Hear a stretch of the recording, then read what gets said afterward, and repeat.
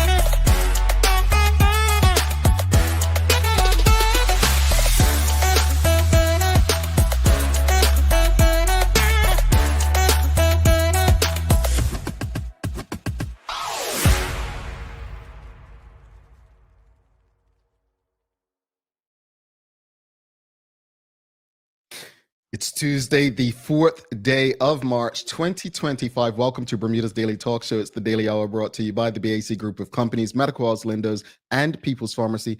I'm Jamal Hartman. She's Mia Chambray, and Maya Palacio will be with us in a bit to bring you the latest in the news break brought to you by People's. Happy Friday, Mia. How are you? Happy. I tricked you. It's Tuesday. I actually never know what day it is, so that's a really good trick on me, actually. Yeah. Mia, it was so nice seeing you on Friday in person. I don't get to see you all the time. I know. That was what a tremendous turnout for the Bacardi Black Vendors Market. It was like the best. Even when we left, Gunnar was crying. He's like, "Mommy, I have to wait a whole year until the I'm like, okay. I'm like, well, Christmas is coming. Don't worry about it. Yeah, he'll forget about it by Christmas, right? Yeah. Ways away. But crazy thing is usually, I get to see you guys in person, and if it's Maya or Sandra or Larry, somebody else, they duck me, right? And you didn't duck me. You know what I'm saying? So I appreciate you, being nice to me in person, because the rest. I fought through the crowds. Yeah. See. Yeah, I did. It's true. Good people you are, Mia. Good people. Don't be like the rest of them. Well, anyway, Suzanne Ingham, she says, awesome Tuesday, Jamal, Mia, and Maya. It feels like Friday. It's going to be a long week if today feels like Friday. Well, I'm not trying to spread rumors or nothing. But I saw a certain person send out a video that they want to be deputy premier, but I'll leave that alone. Maybe Maya's got something for that in the news break. I'm just saying, the week's gonna be as long as you make it. Oh, did y'all see the front page? No, we're not doing that today. Front page paper. Anyway, greetings everyone, and thanks for making us part of your daily routine. A good one today as we welcome Melanie Gauntlett back on from Friesenbrook. We're going to be doing Get Insured again. We're talking about pensions, and if you all know, this is something, pensions are dear to my heart, based on, my mother. My mother always told me from a child, the streets don't have any pension. And Bermuda has very, very good laws as it relates to pensions. You got a job in Bermuda full time, and yeah, you should have a decent pension, comparatively speaking, right? But looking forward to the conversation, because there's so many things we don't know about pension. The difference between a pension and a life insurance and the like. So really looking forward to the conversation, and grateful for Friesenbrook and their partnership in ensuring that we can have these informative and engaging conversations on this platform. The daily play today is a remember when. So, last year you all were saying we don't have as many Bermuda related trivia questions or a daily play and so on. So we've got a lot, but you all don't seem to know a lot of the answers, myself included. Teray asked me something last week or week before, and I didn't know the answer. So it's good. We're all learning. We're learning and growing. That's what I love about it. It wouldn't be no fun if we all knew the answers, right? It wouldn't be much fun. So let's see if Mia and you all can get today. Don't forget to subscribe on our website. Follow us on all of our social media channels to stay up to date with all that we have going on. Help us grow beyond the mic as we do our part to continue to improve our community. Let's jump right into it. On a serious note, I'm going to be honest with you. I know you all think I'm this strong, burly, like unsensitive, non-emotional guy. That's couldn't be further from the truth. Yesterday, my heart really sank and broke, man. I knew the police were having a press conference, but I actually had to do, I was working, and I don't have the capacity to multitask like most people, so I dedicate myself to my work. But later on, I went and I watched the Bermuda Police Service press conference, and they had the parents of Nelson Arruda, I believe, Mr. Arruda, Ethan Ethan Arruda on, and it was quite possibly, it took me back to last summer when I attended the funeral of a friend of mine whose son was murdered. And I said on this show, like, it's not fair. It's not fair. And watching his father speak broke my heart. And I've said this on this show before. And I credit Desmond Crockle, who's a known community activist, for saying this, that Bermudians love to gossip, but we don't love to talk. And I don't understand. I understand that, I get that we love who we love. That's your son. I've said this before, and I'm going to say it again. I don't believe in unconditional love. I believe that as humans, we think that we love unconditionally, but we actually do love based on conditions. Now, I'm not here to change your mind, but that's just my reality. We love people based on conditions. We love them based on, this is my son, right? And because this is my son, I'm going to love them. The condition is that's your son, right? Mm-hmm. But I share that because we love who we love. But in love, whether it's politics, whether it's family or friends or colleagues, in love, there has to be some form of accountability. Because watching these parents, broken. Mm-hmm. And I remember having a conversation many years ago with Marsha Jones, the mother of Shonda Jones, and the similarities yesterday. And we're talking, that was 2003, I believe Shonda Jones was murdered. This is 2025, and I just feel like, if anything, 22 years later, our community lacks even more empathy for the next person. And I want to have an honest conversation, and I want us all to participate this morning. Because for the last month or so, we've been slinging politics and this and that. And, someone said, well, Jamel, yesterday to me, the leadership of the country sets the tone for everything else, and may be true. But I tell you what, if I'm on a team or in a company and I don't appreciate the leadership, but I appreciate the organization and believe I can make a difference, I'm not riding with something that doesn't align with my conscience. Yeah.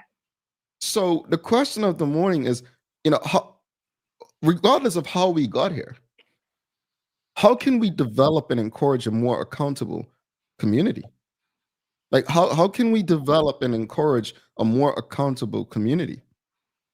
Because right now, you look, we're gonna, in a few months, we're gonna have my favorite holiday, cop match. Prior to that, we'll have Bermuda Day. Between that, we'll have National Heroes Day. Mm-hmm. Folks, you may not like what I'm about to say, but we have murderers, cold-blooded murderers amongst us in doing this stuff, and none of us should feel comfortable about that. Yeah. And I'm sorry, but age, I don't care if someone's 18, 17, 16, and we're saying they're children. Y'all, we were children. We knew right from wrong at very early ages. We cannot think it's okay because we love our children or our siblings or our family or our colleagues to not say anything. You cannot, in good conscience, look at that press conference with the Arrudas and feel okay. You can't. And so we need to figure out a way together, how can we develop and encourage a more accountable community? Now, I want to ask this as well, Mia, is why do we think, like, why do you think people don't speak up about things that impact the greater community? Like, I don't know. I know we've had the commissioner of police and various other police personnel on the show who have said, people don't, it's trust. It's this, I guess in the US in the 90s, it was this don't snitch thing or whatever. Mm-hmm. We're not the US. No. We've got to take our community back, man. I agree. I think people think that if they go and they say something, that it's going to be a big palaver. Like lots of times, maybe times people think if they go, they're going to get called into court. They're going to have to go and do all these statements. They're going to have to, and in a small community, you know, it's easy to tell when people are doing things or saying things potentially. But actually, when you go and you say something, if you know that somebody has been victimized, whether that be a murder or sexual assaults or, you know, any kind of crime, actually the first step is just going and saying something, and it will, I guarantee you, it will not be as negative or as harrowing or as upsetting that you think it will be. It's actually, you're standing up for the community and you're standing up for yourself and you're standing up for what's right. And the police have the tools in order to keep the community safe. But also you may just go and say a statement and that may be it. They may just take your statement and then you won't hear from them again. But you know in your heart of hearts that you've gone and you've said something. And as the police said yesterday, and they continue to say, no piece of evidence, no story is too small.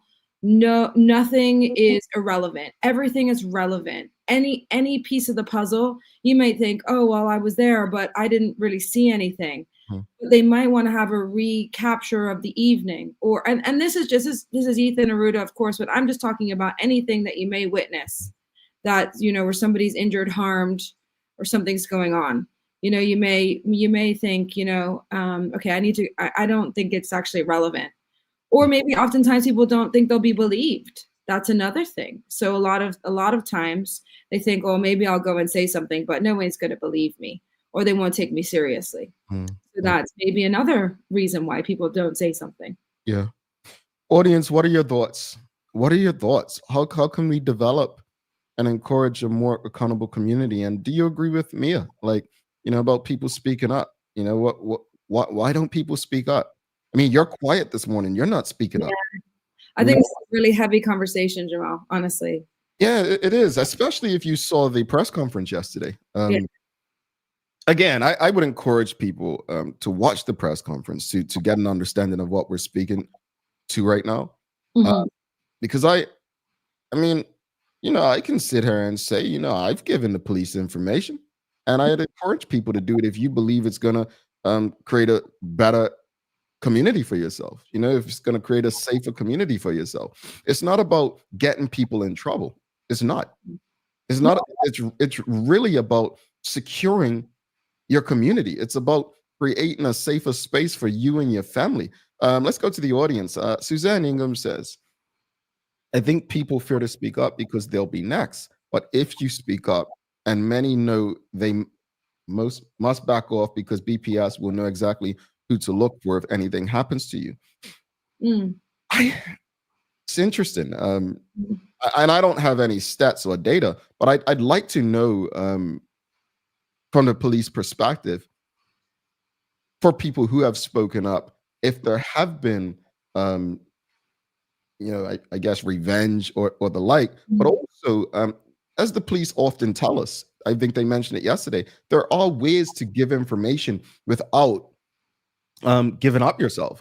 There's Crime Stoppers, which has been around since the 90s. So there are ways to give information. Look, if let's give an example.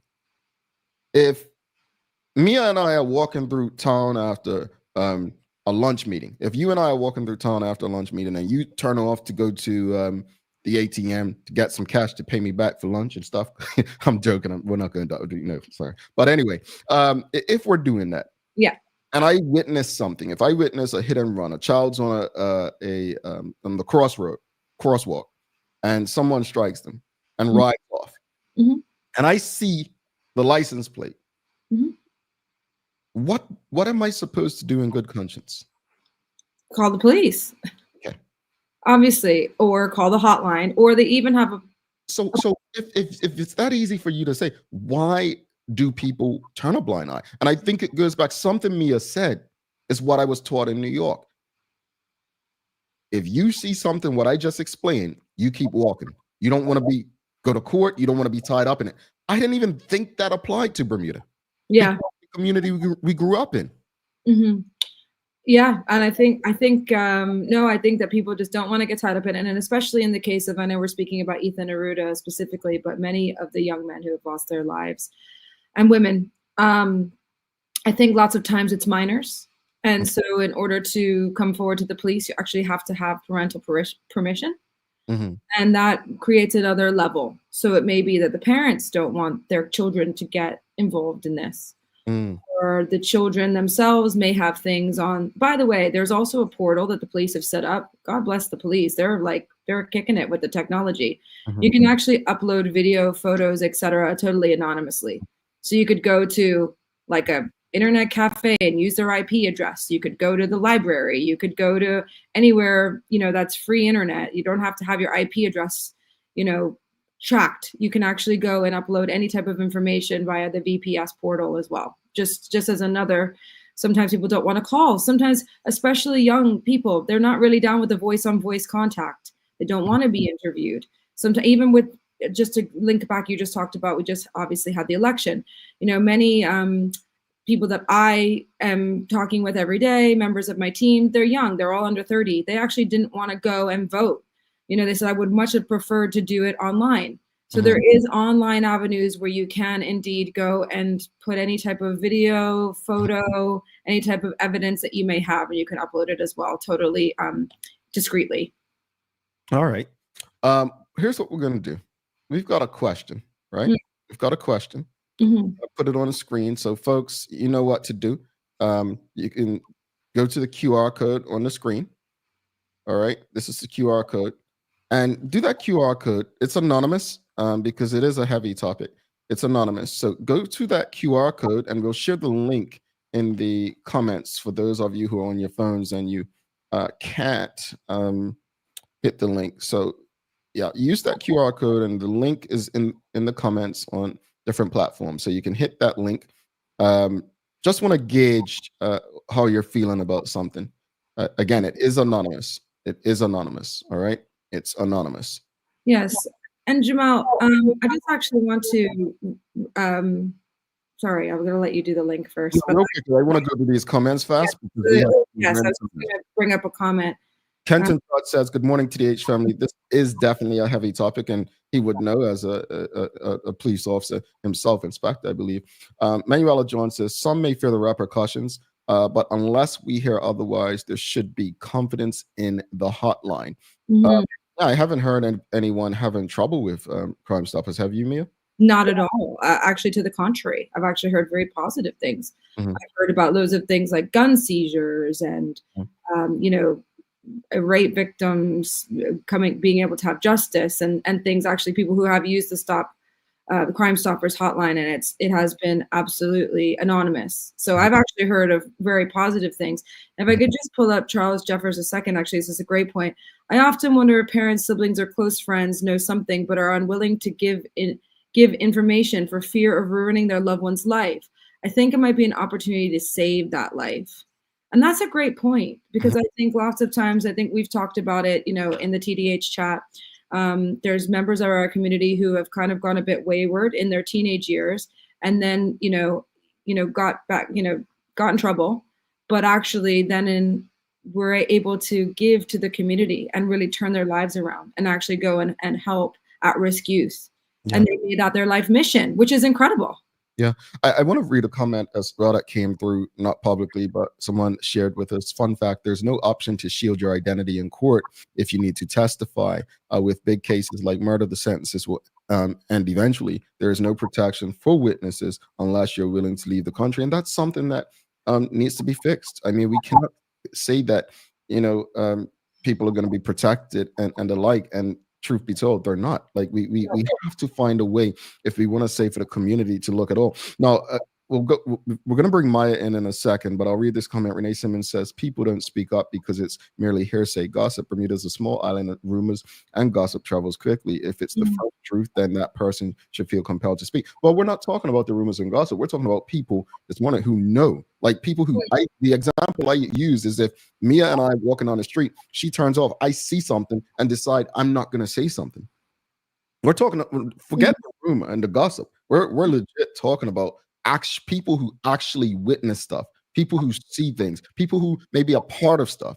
I mean, at the end of the day, it's a very small community where many of us know. But I don't know, friends. I don't know. This is a tough one, but we have to find a way to do better. Just want to give a shout out to Titan Express and Secure Trucking. Thanks again to them. Because of them, we can have these somewhat heavy conversations with you on a regular basis. Let's give them our appreciation. The Daily Discussion is brought to you by Titan Express and Secure.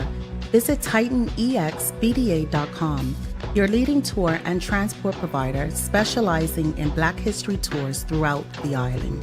And SecureBDA.com for all your property management, waste management, residential, and commercial trucking needs. Professional, punctual, and reliable service is our commitment to you. All right, real quickly. So 11 people responded to the QR code and the link. It says, "Do you fear living in Bermuda due to the amount of unsolved murders?" 9% said yes, 91% said no. And that is a good thing that you don't fear living in Bermuda. The next question is, what can we all do to ensure that this violence doesn't impact one of us? Next, real quickly, Charles H. Jefferson II makes a really good point. He said, "I actually don't think I've ever heard of a case that was solved because of Crime Stoppers. Maybe there needs to be more promotion of those." I love that idea. I think that's great. I think Crime Stoppers needs a whole social media campaign. Indeed. Let's bring my applause in for Daily Hour Newsbreak.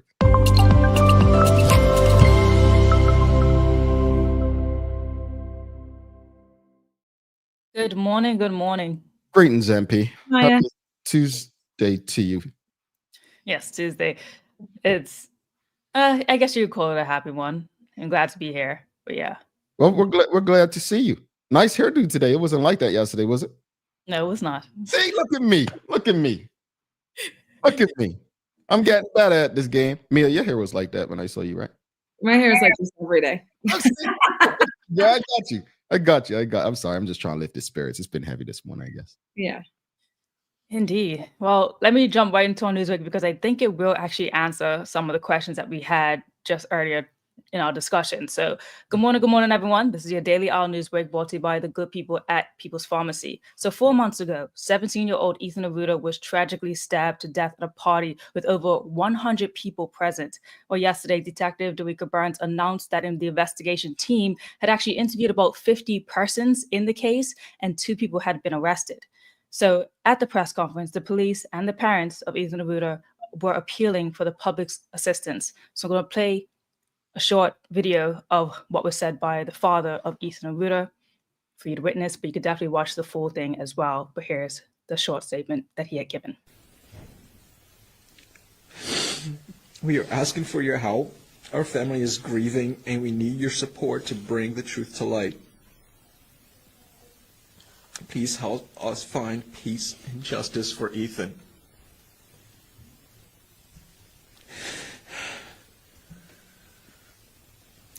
Ethan will never go to college. He will never have a job. He will never get married. He will never have children. My wife and I will never have grandchildren from him. His brother will never have nephews or nieces. Ethan will remain 17 forever. Man, I again, that was one of the most heartbreaking things I've watched. And I want people to share it. I want people to share that. Go to the Bermuda Police Service page and share that video. Like, make people watch it. If nothing else at work today. I think our community needs to feel it because so many times we read about it, we hear about it, and then we just move on with our lives. We need to feel it.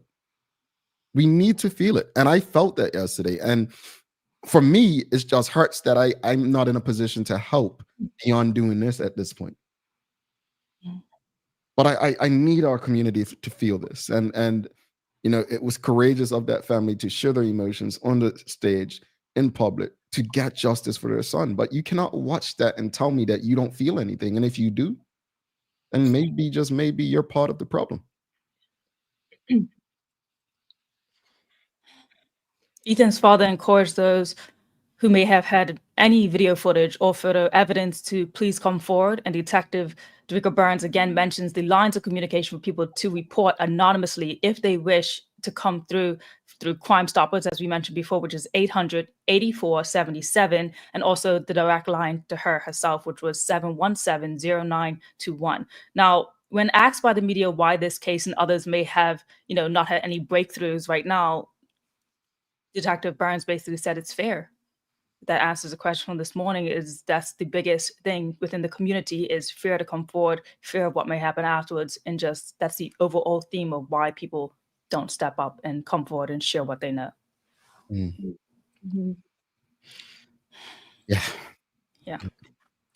Well, in other news, senior investigative journalist Sam Strangeways takes a deep dive into the long-running Savvy Entertainment saga in the Royal Gazette, laying out details on how detectives linked the controversial $800,000 public loan to MP Zane De Silva. Now, in the story, financial records showed a $100,000 payment that was actually a payment from Savvy to De Silva's personal account just weeks after the government issued the funds. So MP De Silva, who was charged with money laundering back in 2022 before the case was dropped, had promised the Royal Gazette a full interview after the recent 2025 general election.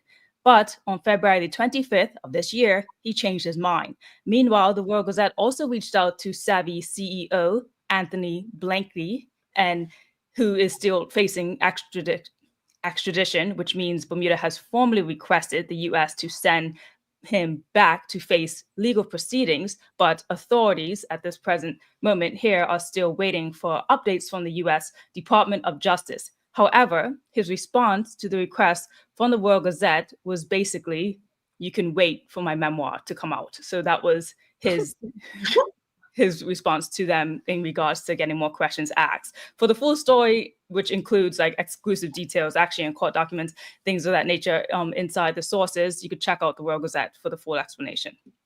Wow. Big up Sam Strangeways, man. Yeah. I'm telling you, she does that thing, man. But I have nothing else to say about Mr. De Silva. I said what I said about him prior to the election. I said what I said about him last week. At the end of the day, I can, what that old saying, beat the cause till the cause come home or something, whatever, that saying I'm talking about. I don't know how it is, but I can do that. But one thing I didn't like is people blaming the Royal Gazette. Oh, why didn't you release this before the election? Let me say this very clearly. It's not the media's responsibility to make your mind up for you. So regardless of whether the Royal Gazette had the information to release that prior to the election or not, it wouldn't have changed anything. You've heard Sir John, right? The Bermudians made their decision.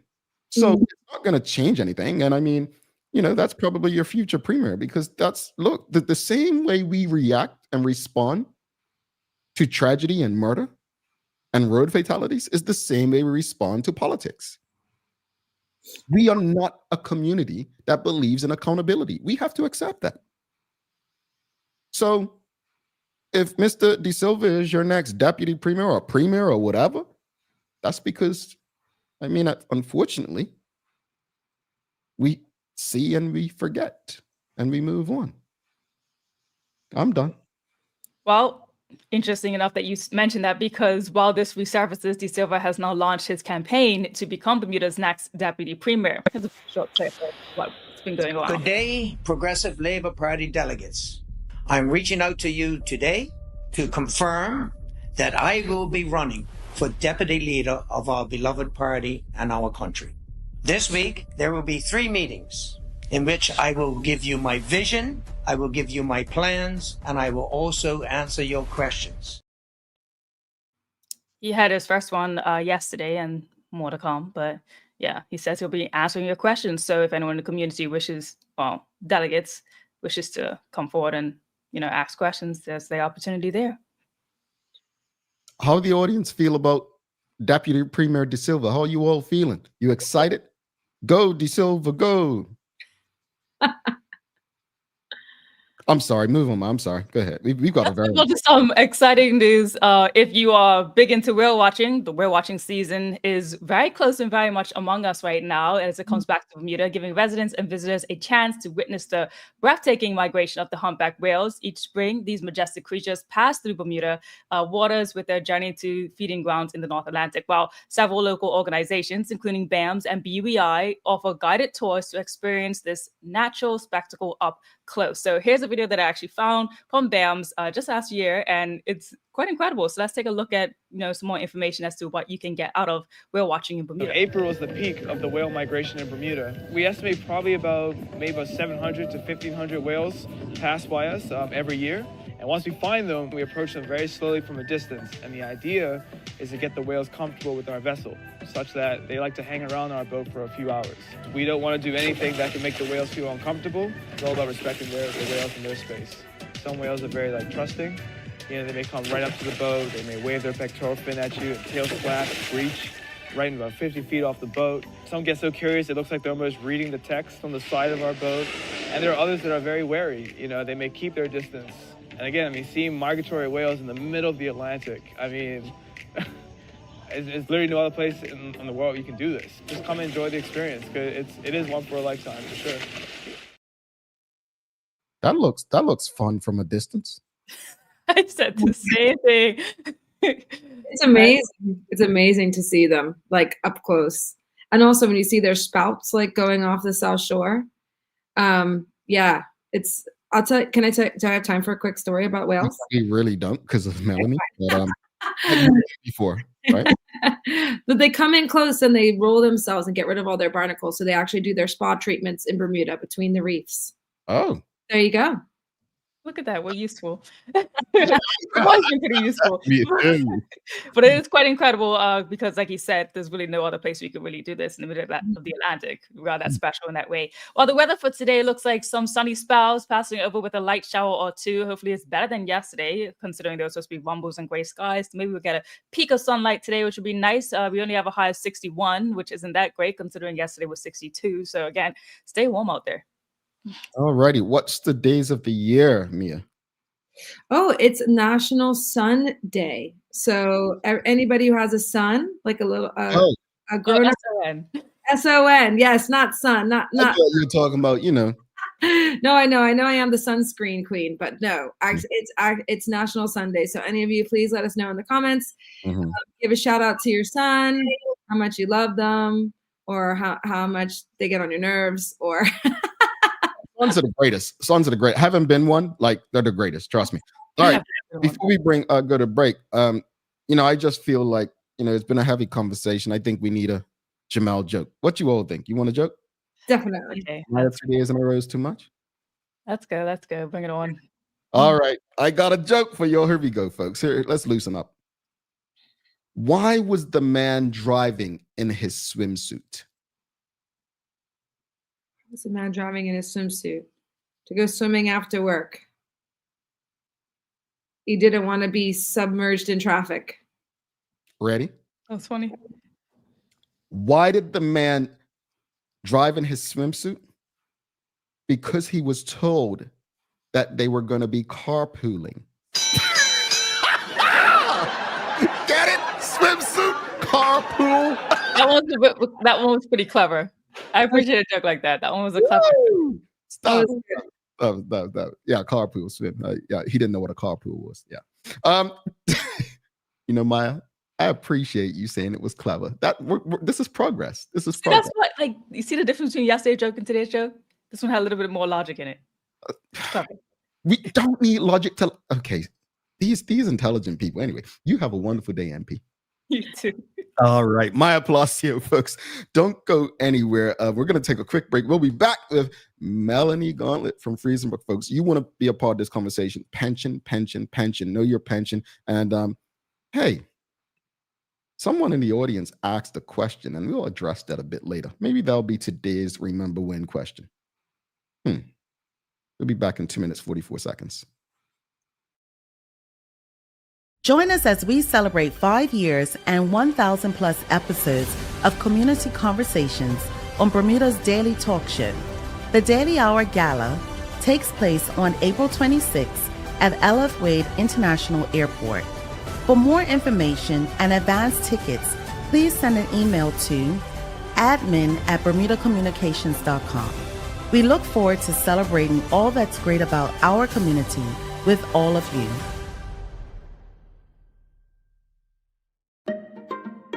People's ACW, located at King Edward VII Memorial Hospital, carries over-the-counter medicines, toys, cards, and even toiletries.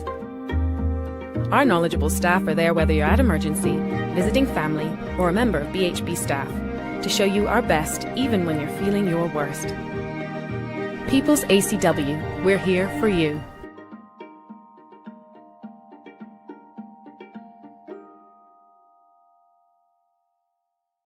Hi there, welcome to Medical House. We're located at number 6 Bakery Lane. I can't wait to show you all of the great stuff that we carry. Come on inside, let's see. Long days, long shifts, you no longer have to endure comfortable underwear. Designed by nurses, we now offer premium undergarments by Swoop that are unique, fun, comfortable, and functional. The only underwear you'll ever want to wear. Who says high-quality functional products can be stylish and comfortable at the same time? See it all at our new expanded location on Bakery Lane. Welcome to the new bulk store, Lindo's Next Level. Wake up in the morning with enough coffee to keep you running throughout the entire day. Your pet at home deserves the best. Stock up on dog food to keep your puppy happy. Need a quick tasty lunch at home? Your chicken nuggets will be jumping right out of the freezer. What's a movie night without popcorn? You can never have too much. Lindo's Next Level. Why go anyplace else? Unlock your business potential with BDC's General Microloan, offering up to $30,000 for Bermudian small and medium businesses. Whether it's for inventory, working capital, or equipment, we provide 100% guarantee on approved loans. Simple application, low interest rates, and fast processing. Apply today and make your business dream come true. Bermuda Trivia, the Black History Edition, is now available at stores throughout Bermuda. Visit bermudatrivia.com or email contact@bermudatrivia.com to learn more. Alrighty, welcome back to the big show. Mia Chambray, I'm Jamal Hartman. It's the Daily Hour brought to you by the BAC Group of Companies, Medical House, Lindo's, and People's Pharmacy. Please do not forget to subscribe on our website. Follow us on all of our social media channels to stay up to date with all that we have going on. Help us grow beyond the mic as we do our part to continue to improve our community. Let's give a warm TDH welcome. I mean, she's been on before, and you know what I say, once you've come once, you are pretty much family after that. Well, after you don't want to claim me. But let's give a warm TDH welcome. We are bringing back Friesenberg for our conversations. We've talked about pension, we've talked about cybersecurity, we've talked about life insurance, and there's so many other things to talk about, and things change over time. But give a warm TDH welcome to, before we do that, sorry, we've got a TDH birthday. Sorry, we've got a TDH birthday. So we want to send a big happy birthday to the nephew, one of our nephews, Maddox, this morning. So give a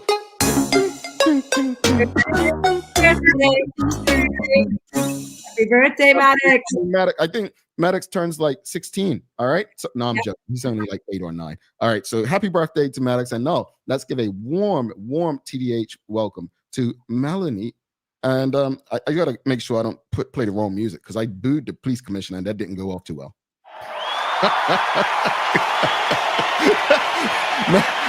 Melanie, good morning and welcome back. Hey, good morning. Thank you for having me again. It was really innocent. The police commissioner came on and I pushed the button and he was very forgiving. So I knew you would have been forgiving as well. But how are you today? How are things going with you? I'm good. It's a beautiful Tuesday, not Friday. Sorry, Mia. That's okay. Everyone's hoping for Friday. Melanie, real quickly before we jump in, did you find my joke funny? I did. So everybody in my office will tell you I'm the queen of bad dad jokes. I love it already. Go ahead, give us something. So I tend to go out at about 3 o'clock, and I have what's called my witching hour, where I go a little stir crazy, sitting in a box all day. And I go out to my colleague and I say, "Hey," she goes, "Oh God, Mel, what is it now?" What did the big bucket say to the little bucket?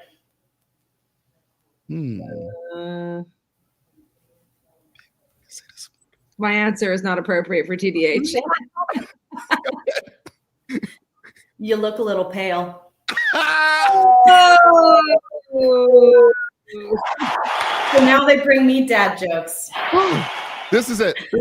Look, folks, you need someone like Melanie on your team. Trust me. I mean, they look, Melanie on screen, they all act like they're not laughing. Then they hit me later like, that was funny. I'm still that. They don't do that. I'm just sometimes you just need it for morale, right? Yeah, exactly. And with all the heavy things happening in our community, sometimes we just need to, decompress with a little something. But thank you for coming on. Thank you for your personality. Just remind people before we jump into today's discussion on pensions, and audience, if you've never tuned in, these segments are so engaging, so important. So if you have any questions about pensions that Melanie can answer, even if she's unable to answer today, you can reach out to her using the information below. So just tell the audience a bit about your background and what it is you do at Friesenbrook before we jump into the conversation, Melanie. Okay, so hi, I'm Mel. Prefer Mel over Melanie. It's a lot more relaxed. I am the financial pensions advisor at Friesenbrook, which is just a big fancy way of saying that I help advise clients on their pension needs, their investment returns, planning for retirement. Really, I do a lot here, part therapist, part financial advisor. My main goal is to make sure that Bermudians can retire comfortably in Bermuda. Yeah, I like that therapist part. Seriously. It's underrated when it comes to finances. Let's discuss the pension. I think I learned about pensions very young, before I was probably old enough to know what, how it worked. My mom having worked at Argus when I was a child, so that's where I kind of first got an understanding of them. But what happens to someone's pension if they change employers or leave the workforce before retirement? So that's kind of a complicated question, and forgive me, I think pensions is very exciting. Not a lot of people do. So if you were to leave the workforce and you still have a pension that's locked in, because I think last time when I was here, we talked about locked in versus voluntary contributions and how you can access those. Anything that's locked in, you can't touch till you're 65. So you have to instruct your pension provider what to do with it.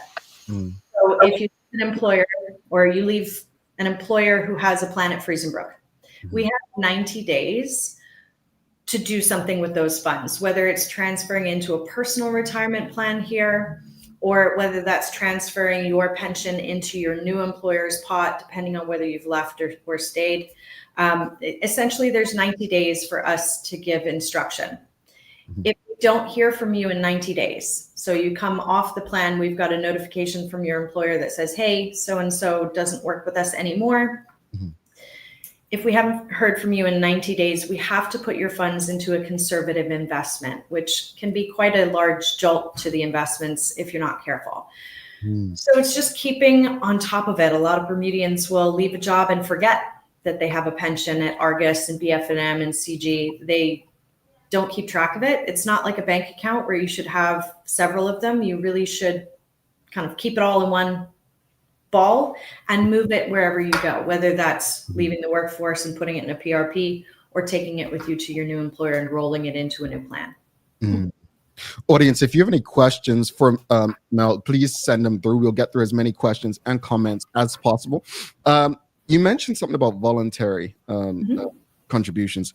Can people make additional, like, so let's say it's 5%, could they make an additional 2%, and how will it impact the retirement savings?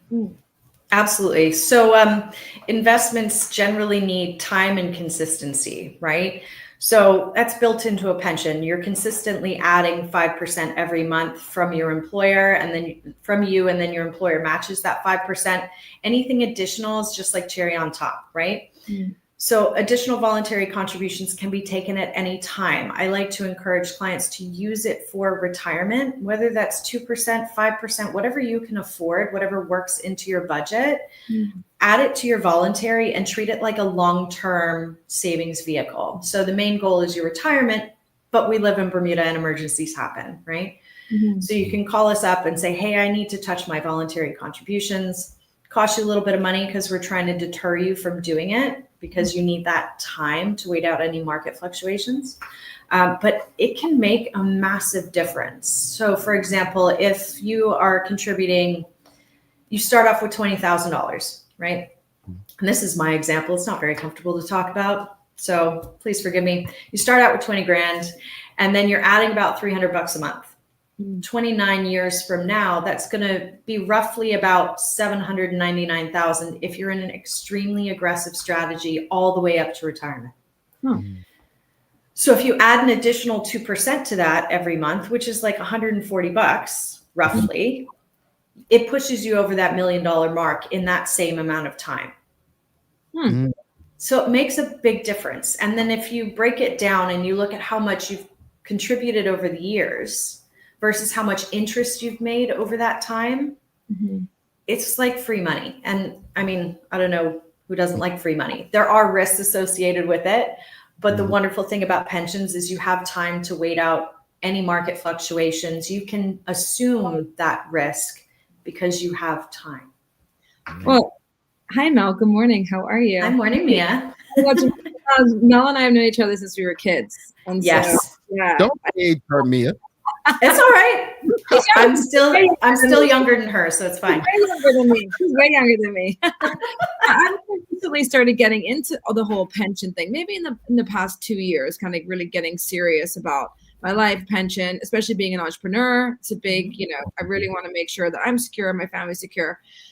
But Mel, you just touched on it a little bit, but what are key factors to determine how much income people will receive from their pension during retirement? So, Yeah. So there are two types of pensions. There's the defined benefits plan, which is like what everybody thinks of as social insurance. So you contribute for a certain amount of time, and therefore you get X, a payout every month. And it's pretty fixed. It's a defined benefit, right? You bought into the pension plan. And as long as you haven't missed anything, you should end up with Y. Whereas when the legislation came in the year 2000, what we have here at Friesenbrook was often considered a private pension, which people had outside of social insurance, right? And it's a defined contributions plan. So you really get out what you put in. If you're only putting in the bare minimum, you're going to get what you get. Depending on what your personal pot is at the very end. So it's really hard to figure out how much a client is going to have because everybody's different, right? If you started your pension in your 20s when you first got a job and you were very good about rolling it into other plans and keeping an eye on it and adding to it, your pension is going to be vastly different from someone who did the bare minimum, didn't do any voluntary, and put it in a conservative investment for their entire career. So yeah, you have defined benefits, defined contributions, and really everybody's different. Balance it out. And now you did speak about a little small, there's a fee maybe associated if you do have an emergency and you need to kind of draw out on your voluntary contributions. Can we talk about that a little bit? Because I think sometimes people get worried, like, I actually don't want to give a voluntary contribution because I'm scared my money's going to be locked away and I'm not going to be able to get it back. So can we talk a little bit about that? Yeah, so voluntary contributions are one of the most underutilized pension features, right? And every provider has voluntary contributions. So essentially you go through your payroll department, if it is through a company, and you say to them, hey, take out an additional 2%, or you can do a fixed dollar amount too. I just say percentage because it's easier. And that goes into the same investment strategy as your locked in or employer-employee portions, right? So it is kind of separate, but same. It's invested the same, but it's earmarked as voluntary. Now, if you need access to it, Friesenbrook trades daily, which means that we can get you funds quickly, often within 5 to 7 days. So if you have an emergency, you have quite a quick turnaround time. And then we charge $100 to take it. You have to take over $1,000. So if you have $200 in your voluntary portion of your pension, you really need to touch it after $1,000, right? You need to take a big chunk versus a small chunk because it costs $100 every time you do it. And that $100 is to deter you. And it's also the transfer fee over to the bank. So there are fees associated with it, but it's not, it's kind of like a CD account. So if you have a CD or a time deposit at the bank, and then you need access to those funds, you can still access them, but it's going to cost you, right? Right. I mean, yeah. Money for nothing and chicks for free. Just kidding. How do people know if the pension plan offers the right balance of, see, this is something like in my 40s, I've actually, seriously, this is coming at a timely time for me because pensions are really a hot topic in my household at the moment. But how do people know if the pension plan offers the right balance of risk, reward for my retirement? So just say you're somebody in your 40s, you've really done the bare minimum, but you have a little bit of an egg and you're willing to make voluntary contributions. Maybe start from there. Like how do you kind of lead people down the path of what their pension plan could be? It's a bit like going to the doctor, right? So you come in, we have a wonderful team here at Friesenbrook. Big shout out to the guys sitting behind the glass wall behind me. My colleagues are very good at their jobs. And all of us have a vested interest in our retirees, especially my colleague, Kenesha. She's our resident retirement planner. Between her and I, we like to sit down with clients and see what they have. And then I go over their investment options, make sure they're not assuming any unnecessary risk, or they're not assuming some necessary risk. We can go over how your drawdowns are going to look if you continue on this plan versus this plan. It's all very hands-on. And unless you go and get the advice, doing it yourself is a nightmare, right? So when you come into our offices, I like to say the more information you can give me, the better. So if you're very honest with me about your savings, your spending habits, I can then tailor a plan to you that says, okay, well, if you put this in, this is what you should have. If you put more in, this is what you'll have. And I find that if I give clients those tools, they go away and play with the numbers themselves, and then it surprises them. But it is a very individual process. It's all about having the conversation, and not a lot of Bermudians do. Pensions has always been a set it and forget it kind of dealy, oh, it's something that gets deducted out of my payroll. I have to do it. Why should I be worried about it? This is why, right? Yeah, absolutely. Because I think I was saying this the other day to friends of mine, like 20 years has gone by and literally like water through your hands. Yeah. It's that, and now, I'm in my 40s and 65 is going to be here before I know it. So I really am trying to be very, very conscientious about contributions and just being smart with my money and having another 20 years ahead of me to do investment. Now, I wish I had started in my 20s, but hey, last here we are. Hindsight is 2020, right? Yeah. Literally 2020. So if somebody wanted to adjust, I think we did speak about if you want to do withdrawals, you can. It has to be over $1,000. It's $100 fee. So we've touched on options for accessing your pension funds. But if you wanted to withdraw your your voluntary contributions, if you wanted to withdraw your pension funds early or adjust your retirement timeline, how does one go about that? So are you talking about early retirement, or?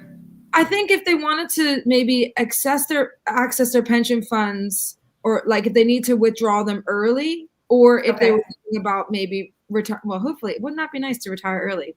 Right. A luxury for some, I'm sure. But if you wanted to withdraw it early or you were considering adjusting your retirement timeline, how would you go assessing your pension? So it's all possible. The Pension Commission has made it extremely accessible, more so than people think, I think. So you can retire early at 55. You can then access 3% of your locked in funds every year. Okay. And we have to give it out monthly versus like an annual payment, mainly because people get bored. They retire early. There's not a whole lot to do here. If you are very fortunate to retire early, and you change your mind and you want to go back into the workforce, we can then stop your withdrawals and you can just go back, right? So you can access them at 55. Okay. Anything under that, you can't really access the locked in portion. Unless you are a guest worker and you leave the island and you're in a registered plan, for some reason you can get a cash equivalent and off you go. There's many kind of ways if you're leaving Bermuda. But let's talk about the locked in portion funds, because a lot of people think, oh, if I have a big emergency, I can't get them. You can. You can do what's called a hardship withdrawal. And it is a process that goes through the Pension Commission themselves. There is a form on their website that you download and fill in, and you can do it for certain reasons and only those certain reasons. So you can do it for education costs. Say you have a child that's going away to university, you can access part of your pension to pay for that. You can also use it for funeral expenses for immediate family and yourself if you want to pay for your funeral in advance. You can also do it for mortgage and rental arrears. And there's one more. There's another reason, but they're called hardship withdrawals for a reason, right? They're meant to be the last resort. So say you're about to lose your house, right? The funds don't go to you. They go directly to the person that you owe. Okay. And that's a really important distinction, right? Because people then think, oh, I can touch my pension. You could do it during COVID. You cannot do that anymore. Right. You can do it twice in your lifetime. That's it. And it has to be 5 years apart. So there is ways to access those locked in funds for very, very big emergencies. Your voluntary will always be your voluntary. You can touch that whenever you like. But I don't want people thinking that, if an emergency happens, they can't turn to their pension. You can, but for certain reasons. All right. And then that affects you later on down the road, right? So you need that time for your pension to recover. You are going to, dink yourself when you turn 65. But if you're working with someone, we can always find a way to try and catch you up. Indeed. We've got quite a lot of comments and questions from the audience, so I'll get through as many as possible. All right. She's asking, what happens to pension in a global recession? Yeah, I imagined that would be a question this morning. If anybody here has turned on the news lately, with the US's tariffs on their neighboring countries, the market is having a bit of a hard time. Your pension is a living, breathing thing, much like the market is a living, breathing thing. Depending on what you're invested in, that will affect your pension. So if you're in mostly US stocks, so the S&P 500, your pension is going to take a hit right now, or it's going to be decreased in value. Okay. And I want the audience to kind of put that in your mind. You're not losing money. You have just got a decrease in value. Pensions are meant for long-term, stable, strategic, boring growth. It is not like putting all of your eggs into a hedge fund where you don't know what's happening with the money. Everything is managed to smooth out the market crises as they come. Now, are we facing global recession? I wish I had a crystal ball and could tell you. I think we're all sitting around waiting with bated breath. But if there's a global recession, your pension is also going to decrease in value. All righty. Charles H. Jeffers II, he says, for Bermudians or guest workers who leave Bermuda before they are 65, can their retirement fund be transferred to a similar retirement plan outside of Bermuda? Absolutely. Absolutely. So it all depends. A lot of it is dependent on what plan you were in. So if you were in a global retirement savings trust or GRST with us, through your employer, that means you're not from the States. It's every global citizen apart from the US, mainly for tax purposes. Those employees can reach out to us before they leave, and they can say, hey, I'm leaving the island. I'm moving back home to the UK, Brazil, wherever you're from. We can take a cash equivalent and just pay it out to you. It does come with tax implications though. Now, if you're talking about moving locked in pensions, so say you're a Bermudian or you're a spouse of Bermudian and you move to the UK, for example, if you want to move your locked in funds over to the UK, it can be done, but it's extremely hard to do because the plans have to match up exactly, and they don't often match up exactly. All of that being said, if you do find yourself in that situation where it's harder for you to take those funds, or you want to take those funds, but you don't have the tax, what's the word I'm looking for? The tax implications on the back end, you can always leave your funds in Bermuda and we can pay them out to you anywhere in the world when you retire. All righty. We've got Renee Simmons asking, what makes Friesenbrook above the rest? Are the investments in equities and bonds, or what significant factors make them worth the investment? Okay, so Friesenbrook does things a little bit differently. We are a small but mighty firm, a lot smaller than our competitors most of the time, but it doesn't mean that we can't compete with them, which I love. We have a committee managed models. So what that means is I sit in a room with my supervisor or my boss. He doesn't like that word, but big shout out to Carl, and my two counterparts in the US. And we go over the investments every quarter to make sure they're performing the way we want them to. Again, long-term, boring, strategic, vanilla growth. Okay, we're not doing anything exciting. We're not taking any unnecessary risks with people's funds. It's just not appropriate.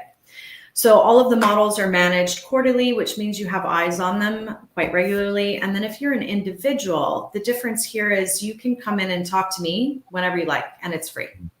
Yeah. So if you have questions, you can pick up the phone and call me.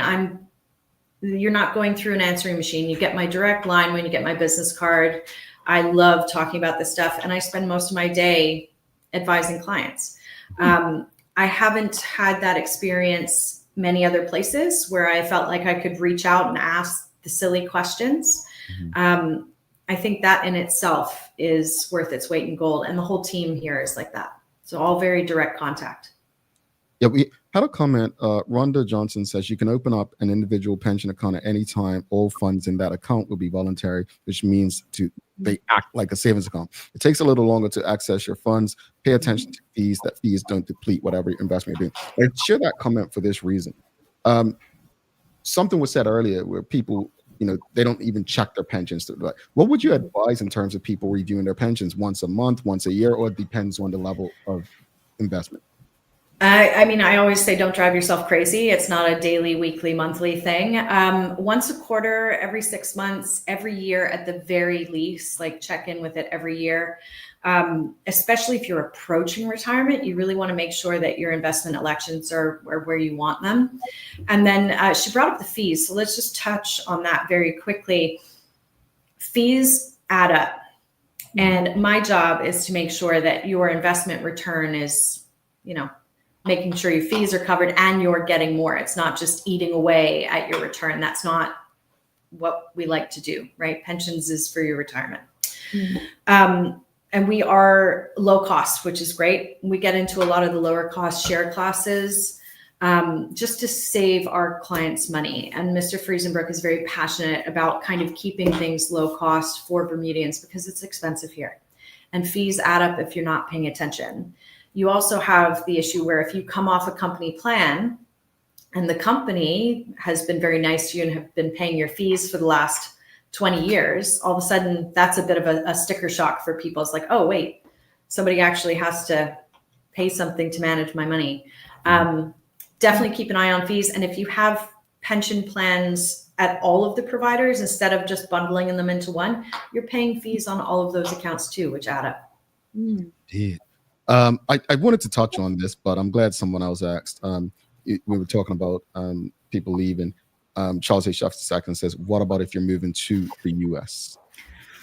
Oh, yeah, I'm not a tax advisor, so I will just put that out there. The U.S. is tricky. You have tax implications, and the long arm of Uncle Sam still reaches all the way over here to Bermuda. We are open for tax purposes. And that's every financial institution. It's our job to be in compliance with that. So if you're looking to hide things, don't come see me. That's not going to happen. But if you're moving to the US, I always recommend that you seek out that kind of second opinion. Go and talk to a tax advisor in the States to make sure that you're doing the least tax as you can, because it's your retirement savings, right? There's 401ks and there's all sorts of rules associated with that. I work in Bermuda, I work in Bermuda pensions. But if you're moving to the US, definitely make sure before you do anything with your pension funds, you get a secondary opinion from a US tax advisor. I mean, not to be political, but just hope that the current president fires everyone in the IRS. But in saying that, I think we have to be responsible for whatever comes with that, is what Melanie's saying. I think, when it comes to taxes in the U.S., you can't plead it. They take it very seriously. That's how I More questions in the audience. I love this. Go on. I tell you, people love these segments, man. Nicole, can you move funds in a personal pension plan to a different provider at any time, or is it only during the initial 90-day period? Absolutely. So there's the 90-day really only affects you if you're in an employer plan, right? So you have to come off of the employer plan and go into your individual retirement plan. When it comes to your individual funds, you can move them whenever you like.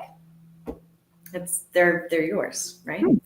So some people use like an individual retirement plan as a long-term savings vehicle, and they have their company pension separate. They separate church and state because they don't want their employer knowing what they're doing, or, you know, secretive Bermudians in finance. But yeah, you can do whatever you like with your personal retirement plan. Your employer plan does get a little bit sticky. You cannot put lump sums into an employer plan kind of on your own. It all has to come through your payroll, but you can roll funds into plans. Okay. And I don't know if you answered this already. Charles H. Jefferson II is asking, is there a maximum voluntary amount one can put into a retirement? That's, again, if you're doing a personal retirement plan versus a company plan. Company plans, I think, because you contribute 5%, you can really only do an additional 95% into your voluntary. Now, wouldn't that be nice? If you're working and they're taking your 5%, then you can contribute the rest of your paycheck into your voluntary contributions. I wish I was living in that space right now. So that's the rule with employers. Up to 95% of your pensionable earnings can go into your voluntary. Now, when it comes to your own personal retirement plan, there's no minimum, there's no maximum. It's all about taking meaningful steps towards it. I don't care if it's $50 or if you're putting $500 or $5,000. It's all up to you. It's your plan. Indeed. Got a few more, folks. She has to go, and you know. No, I love it. I'll stay all day. All right, we're gonna have you here like Sir John. Emails can wait. Renee Simmons, she's asking, shouldn't you get your full voluntary contributions back less administration fees, or does this also fluctuate depending on performance? That's a good question. So it does also fluctuate, right? If you didn't know already, after the last 20 minutes of the show, your pension account is an investment account. It is boring, but it does fluctuate. So the total value of your investments will fluctuate, and your voluntary funds are invested in the same manner as your locked-in funds. Okay. We've got Rosalind Famous asking, if someone worked in Bermuda years ago and contributed and moved afterwards, would those pension funds still be there? Absolutely. They don't disappear. They may be in a conservative investment and might have been there for longer than you wanted them in that. But yeah, if you had pension funds at other providers, even like the hotel pension, if you're a hotel worker and you've left the island, your funds don't go anywhere. They stay. All right. We've got Polly Rich asking, what happens with a person's pension if there are no beneficiaries? Or is it the estate beneficiary? What exactly does that mean? So that's a really good question, and I'm glad somebody brought it up. The beneficiaries page on your pension is a legally binding document. So hopefully you keep it up to date and you touch base with it whenever you have big life changes, but it doesn't have to go through probate, and it supersedes your will. So if your beneficiaries on your page don't exist, or you left it to your estate, it goes to your estate. Whatever that document says is what we action. You can leave it to a charity if you want to. Yeah, the beneficiaries page is an interesting one, and I could talk about it all day, but essentially it is a living document. And if you make any life changes, you get married, you get divorced, you have a baby, you have two babies, and then all of a sudden you've got to change who, you know, your mom and dad no longer need to be on your pension. You can put your spouse and your, you know, kid. That document is key, because that's the first thing that we go to. We don't care about your will. We don't care about any of that. Whatever that paperwork says is what we do. So if you haven't updated it, it goes to your estate. If, say, your beneficiaries all predecease you, Yeah, it's kind of a case by case, but yes, it would go straight to your estate if there's nobody left on that beneficiaries page to hand the funds over to. Okay. Quick question about like someone who wants to maybe start a voluntary pension outside of their employer, because I think someone in here has referred to government. Yeah, Diane Elliott says government is defined benefits plan and we cannot make voluntary contributions. So let's say someone watching this show said, you know what, I want to reach out to Mel to create a, pension fund, voluntary one. Is there, again, I'm taking in so much this morning. I don't know if you said this already, but is there a minimum amount they need to put in, and do there need to be consistent contributions to that fund? So I'm not a police officer. I am not going to hold you over a barrel. They can absolutely give me a call, come in and talk about it. My main goal is to make sure that you have a comfortable retirement. So if you want to do voluntary contributions, like I said, I don't care if it's $20, $50, $100. You've taken that kind of step, right? Pensions do need regular feeding. It's a bit like sourdough starter you've probably got in your kitchen and forgotten about. You need to feed it on a regular basis, because then what it does is it dollar cost averages into the market, which is like the gold standard of investments, right? So if you come in and talk to me and you say, hey, look, I can only do $50 a month. Cool. We can set it up. Off we go. If you don't make a contribution, I'm not going to call and yell at you. It really is what you put in is what you get out. There is no minimum. There is no maximum. We're just here to help, and getting that advice is free. So if you want to give me a shout and ask some questions, feel free to do so. All right. Before you head out, one last question. Someone mentioned or asked earlier if you know how many people are under pensioned on the island, right? But statistics aside, there are people who don't know about their pension, have no interest in pension. What would you say to people to get them to take their pensions more seriously? Yeah, that's a hard one. I mean, traditionally, Bermudians have never wanted to talk about religion or finance over a dinner table, right? Pensions were like a very taboo topic. We're very good at savings. We're very good with CD accounts. Lots of old-timey Bermudians will say to me, oh, I just want to keep my money under my mattress. You can't do that anymore. Banks are not giving you 7% return. You have to get excited about investments and pensions. It's non-negotiable now, right? Once upon a time, you could survive off of social insurance. You could get by with having a conservative investment strategy, but the world's just getting more expensive. And that's not going to change. So when you look at inflation and you look at your own personal finances, we all know that, you can't stretch a dollar anymore. Why wouldn't you get excited about your pension? It's something that your employer is contributing, hopefully, for you. It's something you have to do. I know it's boring. I think it's very exciting. Bermudians really need to sit up. I find that the youngest generation, amazing, because I think they understand investments and they understand how a pension is supposed to function. There's a generational gap. So people my age didn't really pay attention to it, but now we're all kind of clicking into the investment space post-COVID. Everybody's talking about investments, and all of a sudden, oh, pensions are investment accounts. How do I maximize that? Get excited about it.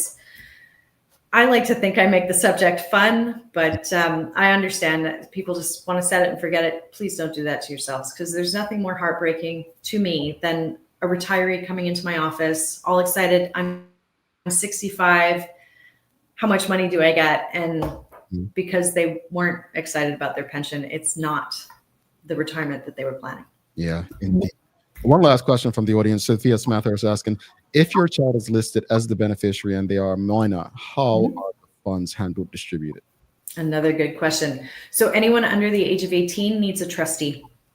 And I like to say you need to trust that person implicitly, because that person gets those funds. So for example, you put your child on and you put your spouse gets the funds. And you have to hope that they are going to do what you want them to do, right? And they get it all in one lump sum after you pass as well. So yeah, trust that person implicitly because they get the money. Alrighty. This conversation could go on. I have some more questions. I'm sorry. So that's fine. Go. I want to use the U.S. example because I know the U.S. is a very delicate one. So let's say my niece is American, right? Born in the U.S. She has a U.S. passport, and something happens where, you know, I give everything to her. How would that impact if I had an account with Freedom? How would that impact her receiving? Well, there'll be some tax consequences for her, right? So again, it would be very important to have her speak to a tax advisor. Depending on how old she is, she might have to claim, file her taxes. I don't live in the States. I'm very grateful that I don't have to file taxes every year. But yeah, she'd need to get some tax advice, and then she'd need to figure out where that money goes because she'd have to claim it. She can't not claim it as a U.S. citizen. Okay. All righty. Filing my taxes next week, folks. Pray for me. Right? He said just now, you don't understand. He said, I'm glad I don't have to file. Boy, you all don't understand how blessed you are in Bermuda. Oh, I have friends who have to file, and I'm just like, nope, I don't envy you at all right now. Yeah, it's a different animal. It's a different animal. And there's consequences if you don't do it correctly. And so I think what you've done and explained this morning, Bermuda has a lot of advantages when it comes to pensions. And I really hope that folks, her information is below, Mel's information is below. Reach out to her if you have any further questions, if you'd like to get an understanding of how you can make the most of your investments. Something you said just now as well was said to a friend of mine when she went to do her daughter's taxes in the US about probably 10 years ago. Savings and bank accounts, they're not going to do it for you anymore. They're not going to do it. So reach out. I'm hoping that a lot of people, even if it's voluntarily, you just opened up to people. You said it could be $20. Folks, I'd encourage you, if you're able, reach out today. Now, thank you so much. My pleasure. I'm glad to have you all back. I'm looking forward to more conversations with the great folks at Friesenbrook. Have yourself a wonderful day. Thank you very much. You guys too. All right. Bye. No, Gauntlet folks, if you appreciated the conversation, please give us a thumbs up, a love, a like. Make sure you share it with your friends, your family, your colleagues. Her information is below. Hit her up, 294-4660, or go on their website, friesenbrook.bm. They are there to help you, to assist you. I look forward to hearing some stories about how conversations like that helped all of you. We're going to take a quick break. We'll be back in about 2 minutes, 32 seconds. We've got a daily play and we'll wrap it up. Stick with us.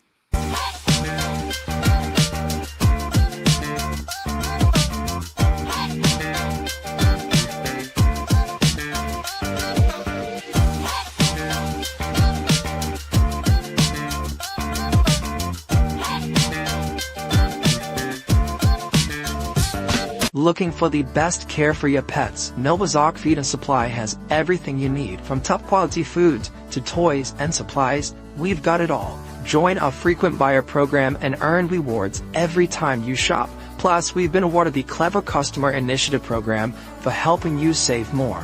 And don't forget, we open an hour early on Saturdays so you can get a head start on your pet care. Visit us today or shop online for easy pickup or delivery. Your pets will thank you. Join us as we celebrate 5 years and 1,000 plus episodes of community conversations on Bermuda's daily talk show. The Daily Hour Gala takes place on April 26th at LF Wade International Airport. For more information and advance tickets, please send an email to admin@bermudacommunications.com. We look forward to celebrating all that's great about our community with all of you. Right. Who was the first woman to become not just the first female opposition leader in Bermuda, but throughout the entire British Commonwealth? Dame Liz thrown at me. Hey, buddy. Hun, who was the first woman to serve as opposition leader, not just in Bermuda, but throughout the entire British Commonwealth? Dame Liz Brown Evans. Mason, what did you say? Dame Lois Brown Evans. Dame Lois Brown Evans? Where do you find that? Mommy playing Bermuda trivia.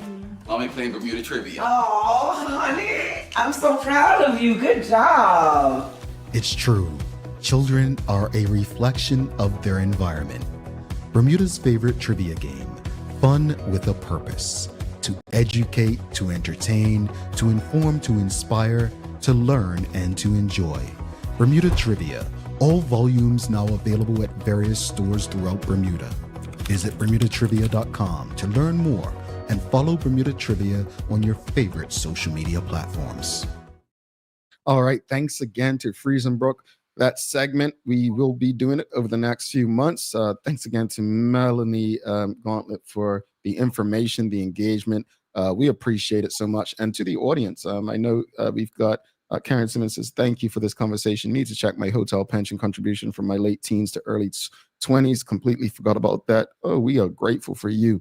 All right. Well, thanks again to the BAC Group, Medical House Lindos, and People's Pharmacy for ensuring we can have conversations like this with you on a regular basis. If you haven't already, whatever platform you're on, LinkedIn, Facebook, YouTube, X, whatever, make sure you give us a like, love, follow, share the conversation with your friends, your family, your colleagues. This conversation could help someone. It's time for the Daily Play, brought to you by Bermuda Trivia, now available at stores throughout Bermuda. Follow Bermuda Trivia on Facebook, Instagram, X, and TikTok to find out why it's Bermuda's favorite trivia game. All right.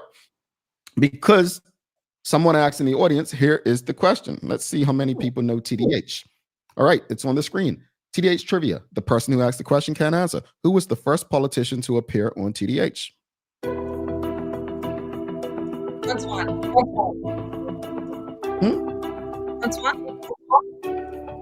That's not really. Chris Dickinson. Who? Chris Dickinson. Nope. No. You're Brown.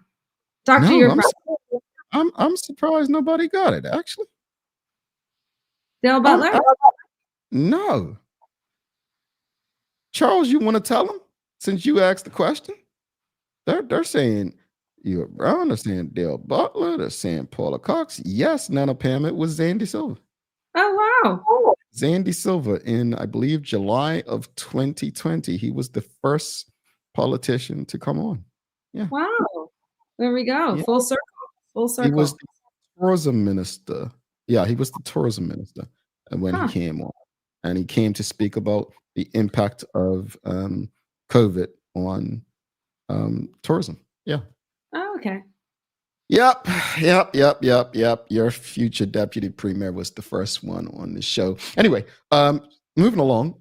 Final thoughts on the conversation regarding, a more accountable Bermuda, and then obviously the pension conversation with Mel Gauntlett. Wow. So final thoughts. I mean, obviously it was a very, very, very, very serious topic this morning. Seeing Ethan's parents live on the news yesterday, I mean, just moved all of us to tears. So heartbreaking. And I think that reverberates through all of the 33 murders that have not been brought to justice, that are still unsolved in Bermuda. Mm-hmm. I think what came out of the conversation between us and the audience this morning, and something that really needs to be done, is there needs to be more of an education around Crime Stoppers. I think because it's been around since the 90s, maybe people just assume that, well, everybody knows about Crime Stoppers, or they know how it works, or but actually I think it would be worth kind of reigniting how Crime Stoppers works and what available avenues there are to be able to give evidence anonymously. Mm-hmm. And I think for those of you who may be protecting somebody, you're actually not protecting them at all. You're actually enabling more bad behavior and more terrible consequences throughout our community that affect each and every one of us. So that being said, I think that Crime Stoppers needs a bit of a makeover. And I think social media and just a media campaign would be excellent. Mm-hmm. And I think that if you know something, do something. How about Melanie? Oh my goodness, I'm sorry. I was just thinking, Melanie. Oh my gosh. Well, I've known her forever. I absolutely love her sense of humor. She was phenomenal. Like I said in our conversation today, I am very, very, very, very interested in pensions. Maybe in the last 2 years, it's kind of come up for me, and being really engaged and interested and trying to figure out where best to put my money, figuring out what pensions I may have locked away somewhere that I forgot about, as to the point of Karen Simmons. And then having them all under one umbrella in order to make them work the best for myself and my future and my family. And specifically, obviously, as you guys may know, I have a young son, and I think that's maybe brought it more to the forefront of my mind, and just adulting up a little bit.